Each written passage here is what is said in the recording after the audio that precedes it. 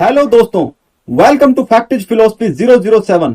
तो फ्रेंड्स, आज करेंगे हम मोस्ट सिलेक्टेड इंपॉर्टेंट क्वेश्चन जो एग्जाम की दृष्टि से बहुत इंपॉर्टेंट होंगे।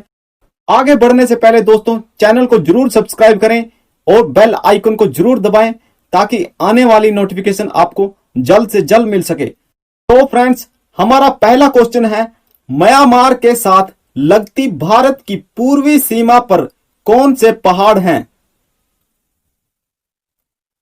आंसर पूर्वांचल पहाड़। म्यांमार के साथ भारत के 4 राज्यों नागालैंड, मणिपुर, मिजोरम और अरुणाचल प्रदेश की सीमा लगती है। भारत और म्यांमार के बीच 1643 किलोमीटर लंबी सीमा लगती है। म्यांमार के साथ अरुणाचल प्रदेश 520 किलोमीटर की सबसे लंबी सीमा और मिजोरम के साथ 510 किलोमीटर, मणिपुर के साथ 398 किलोमीटर और नागालैंड के साथ 215 किलोमीटर की लंबी सीमा लगती है। तो फ्रेंड्स, म्यांमार के साथ लगती भारत की पूर्वी सीमा पर पूर्वांचल पहाड़ स्थित हैं। निम्नलिखित में से कौन सी बुक भारत के महान नाटककार कालिदास ने नहीं लिखी? आंसर मालती माधव। तो फ्रेंड्स, मालती माधव की रचना भावभूति ने की थी। यह भावभूति का एक प्रसिद्ध नाटक है। भावभूति संस्कृत के महान कवि एवं सर्वश्रेष्ठ नाटककार थे। यह नाटक 10 अंकों का प्रकरण है जिसमें मालती और माधव की प्रेम कथा का वर्णन किया गया है। उनके युवावस्था के प्रेम का इसमें वर्णन किया गया है और प्राकृतिक का भी विशेष वर्णन चित्र इसमें किया गया है। तो फ्रेंड्स, मालती माधव नाटक कालिदास जी ने नहीं लिखा बल्कि भावभूति ने लिखा है। निम्नलिखित में से कौन सा एक बायोस्फीयर रिजर्व यानी जैव मंडलीय संरक्षित स्थल है? आंसर मन्नार की खाड़ी।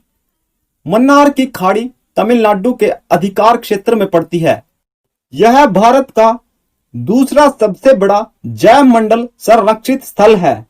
यह 10,500 वर्ग किलोमीटर में फैला हुआ है और कच्छ का रण भारत का सबसे बड़ा जैव मंडल संरक्षित क्षेत्र है जो गुजरात में 12,454 वर्ग किलोमीटर में फैला हुआ है।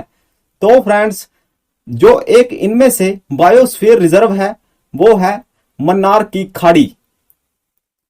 Indian Oil Corporation limited dash का एक उदाहरण है। आंसर महारत्न का। इंडियन ऑयल कॉरपोरेशन लिमिटेड की स्थापना 1959 में की गई थी।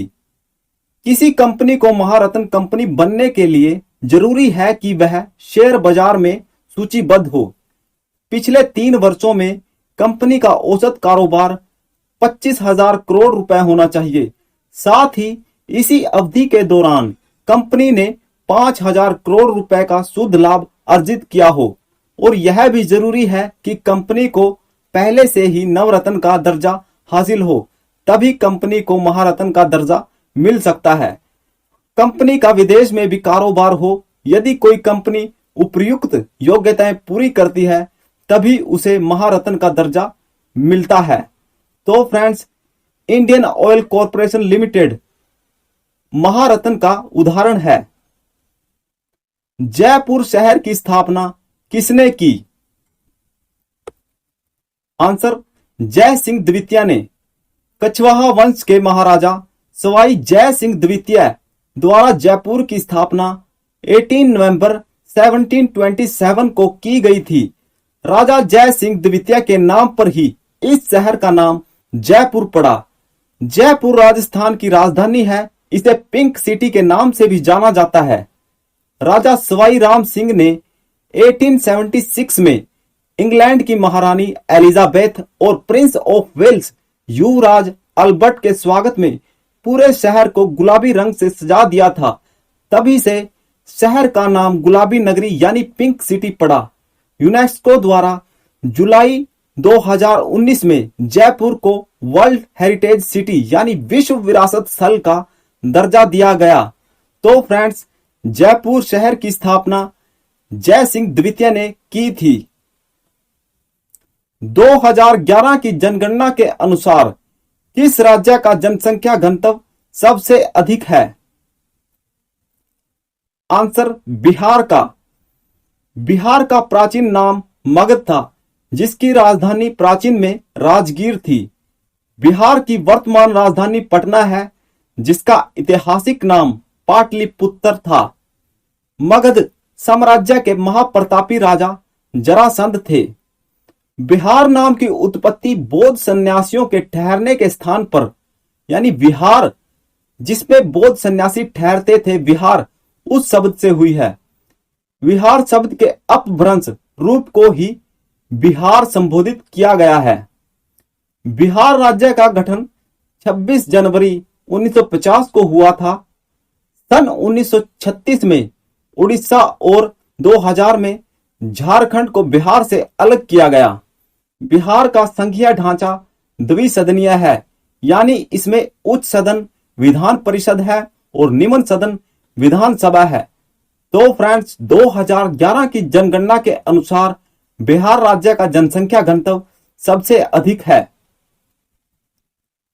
निम्नलिखित में से कौन संसद के दोनों सदनों की संयुक्त बैठक बुला सकता है? आंसर राष्ट्रपति। भारत का राष्ट्रपति नई दिल्ली स्थित राष्ट्रपति भवन में रहता है, जिसे रायसीना हिल के नाम से भी जाना जाता है। प्रतिभा पाटिल भारत की 12वीं राष्ट्रपति तथा पहली महिला राष्ट्रपति बनी।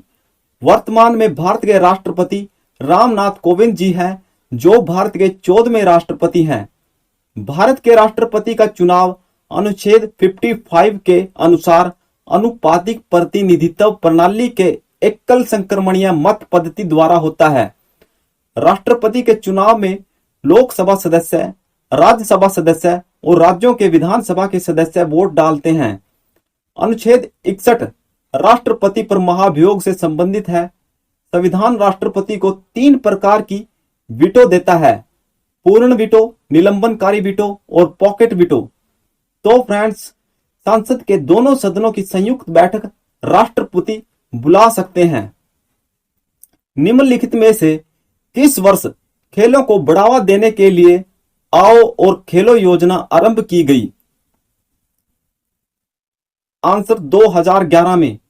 भारतीय खेल प्राधिकरण sports authority of India Sai ने 9 अक्टूबर 2011 को पूरे भारत के लिए आओ और खेलो कम एंड प्ले योजना की शुरुआत की।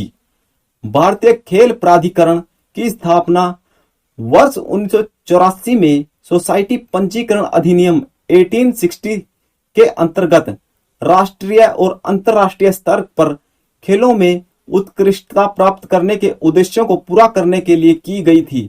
तो फ्रेंड्स, 2011 में आओ और खेलो योजना का आरंभ किया गया। पीपली कड़ाई का संबंध किस राज्य से है? आंसर उड़ीसा से। पीपली एक गांव है उड़ीसा में, जो भुवनेश्वर से 24 किलोमीटर दूर और पुरी से 40 किलोमीटर दूर है। यहाँ के लोग पीपली कड़ाई करते हैं और पर्यटक इन लोगों को देखने के लिए दूर दूर से आते हैं।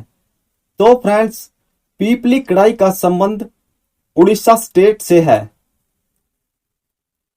1893 में गीतों और भाषणों के माध्यम से राष्ट्रवादी विचारों के प्रचार के लिए गणपति उत्सव का उपयोग किसने शुरू किया था?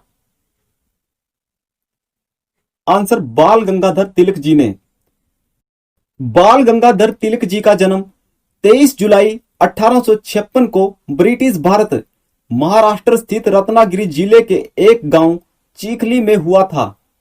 ब्रिटिश औपनिवेशिक अधिकारी उन्हें भारतीय अशांति का पिता कहते थे। उनका प्रसिद्ध नारा स्वराज मेरा जन्मसिद्ध अधिकार है और मैं इसे लेकर ही रहूंगा, उन्होंने यह नारा मराठी भाषा में दिया था। इन्होंने मराठी भाषा में मराठा दर्पण व केसरी नाम से 2 दैनिक समाचार पत्र शुरू किए थे। इन्हीं समाचार पत्रों और लेखों के कारण उन्हें कई बार जेल जाना पड़ा और 1 अगस्त 1920 को मुंबई में उनकी डेथ हो गई। तो फ्रेंड्स 1893 में गीतों और भाषणों के माध्यम से राष्ट्रवादी विचारों के प्रचार के लिए गणपति उत्सव का उपयोग बाल गंगाधर तिलक जी ने किया था। तो फ्रेंड्स इस वीडियो में इतना ही, और अगर वीडियो अच्छी लगे तो चैनल को जरूर सब्सक्राइब करें और लाइक करें, कमेंट करें और दोस्तों में शेयर जरूर करें। Thanks for watching.